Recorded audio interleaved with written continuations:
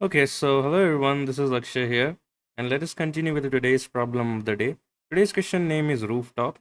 So you are given a heights of consecutive buildings. You can move from the roof of a building to the roof of the next adjacent building, right?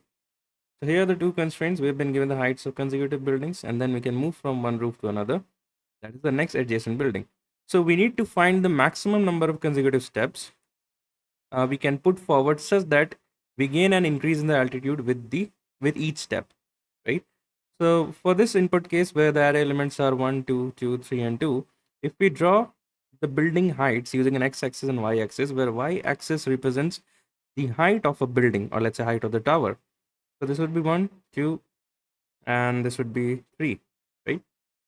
So you can clearly see that the sequence of maintaining the maximum, or let's say the maintaining the strictly increasing order, these two are the possible cases. Like the first, like this one make a combination, or either this one make a combination, right? And definitely for all those possible combinations, we need to find the maximum number of consecutive steps we require at each point of time to gain the increasing uh, step in altitude, right? So let's say if we have a two building us which have a increasing sort of order. So if I'm standing at the first building, then I need to take one step ahead to move to the second building, right? So although the building length, the strictly increasing building length may be 2, but the steps required would be 1. Similarly, if the building consecutive length maintaining the strictly increasing order, let's say 3, but then the required steps would be 2, right? So in this case, there are two cases where the number of steps, or let's say the maximum length of strictly increasing tower would be same. That is 1, 2, and 2, comma 3. And the number of steps required would be 1, right? Let us see some more sample test cases. So in this input, we have the array elements as 1, 2, 3, and 4. Let us visualize it again using the x-axis and y-axis, where the y-axis represent the height of the tower, right? Let me write it at height of the tower.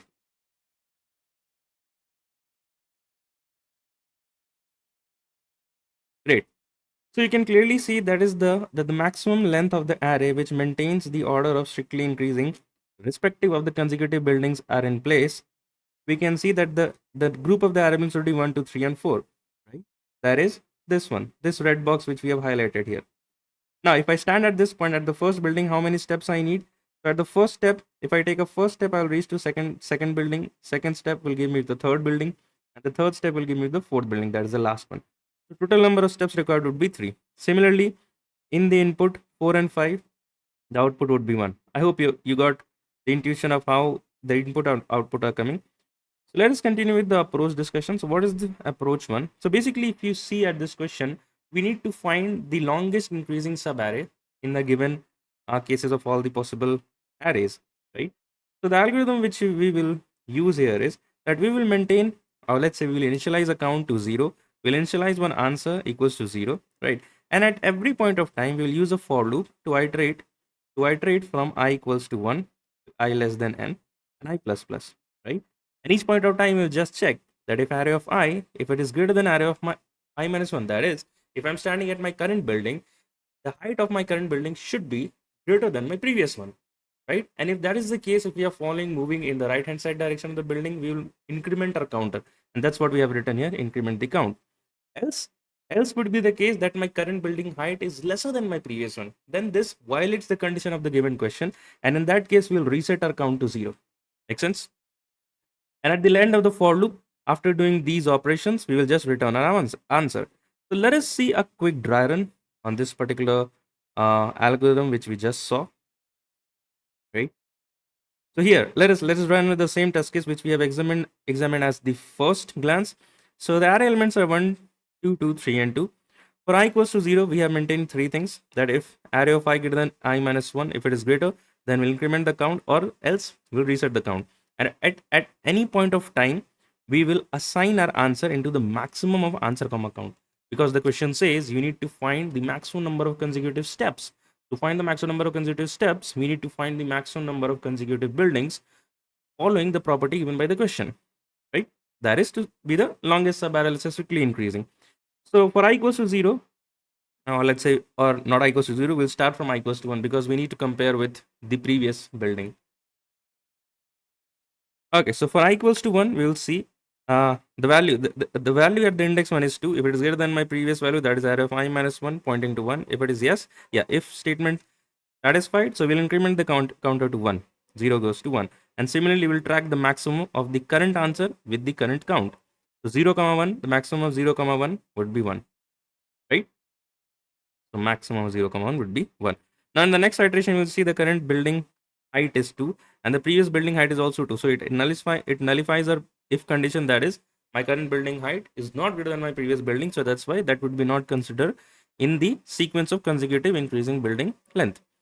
And again, the count would be reset to 0 in this case and the answer remains same. For I equals to 3, you can clearly see 3 is greater than 2. If condition satisfy, we will increment our counter, that is it again goes from 0 to 1 and our answer remains the maximum of the current answer with the current count, which is equals to 1, right? Now for I equals to 4, again, the if condition does not satisfy, we'll reset the counter to 0 and again the answer will remain same. Now this is the final answer. Whatever we have the final output in our answer variable, that would be a final answer, right? So what is the complexity of this code? So we'd be given an array of tower length, right? At every point of time, or let's say we are visiting each element exactly once, right? And we are covering all the elements in the array. So I could say the time complexity would be O of n in the worst case. And space complexity, since we are not using any space, instead of some variables, that is to initialize the count and answer, so we can consider that space complexity as constant O of 1, right? Okay, so having said that, let us have a quick look at the code. So that's the code here. So we first initialize the length of the array, we initialize count, we initialize answer, and we are all at the initial point of time before going to the for loop, we are setting it to 0.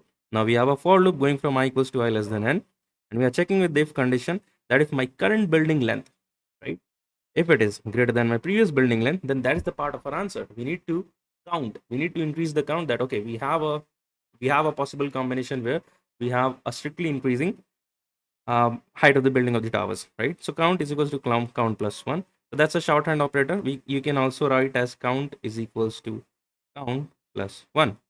Now, at the same time, we need to track the maximum answer as well. So that is why here answer is equals to max of answer comma count. Else, in the else case, that is my current building length is not greater than my previous building. So in that case, I'll reset my count. And after the end of the for loop, we'll return the answer. So let us now have a quick look at the code in action. Okay, that's the code we have. So let's just compile and run. Great, let us hit the submit button for this solution to get submitted. Okay, the solution got submitted. I hope you were able to get through this question with our video. And if not, if you have any doubts again, I'll highly encourage you to watch this video one more time. And I hope you will get your doubts cleared. So that is it for this video. Let us meet again in the next POTD. Till then, keep learning, keep growing. Bye bye, and take care, guys.